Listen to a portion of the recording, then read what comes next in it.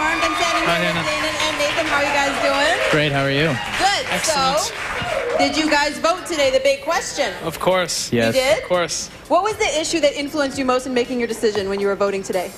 I know for me, like, in the beginning of the debate, it was kind of all over the place, of course, you know, when you start to look into it more and more, and I started to think about the issue of healthcare and how in our country, you know, it's such an amazing gift that we have, and just the more that we got into it and the more the debate went on and on, I heard it talked about more and more, that sort of is what became important to me. What about you?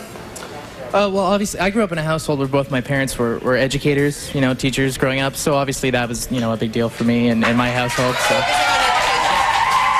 yeah.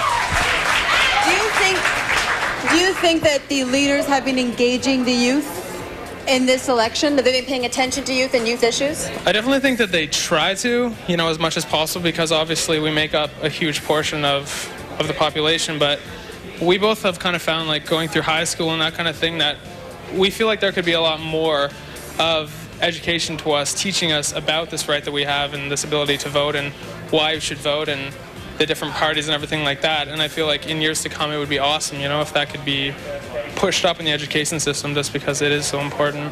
I found when I watched the debate, I watched the leadership debate, that they didn't explain how all of the issues impacted young people and then what they were going to do to meet those needs. Mm-hmm. Did you guys find that when you were watching the campaigns? Yeah, totally. And I understand that, you know, they have a certain timeline and they can't cover everything and speak to every individual in particular, but at least if there could be a briefing, you know, just to help engage everybody. Yeah, it makes sense to me. I know that Devin is standing by with some youth leaders. Devin, who you got? Thanks very much.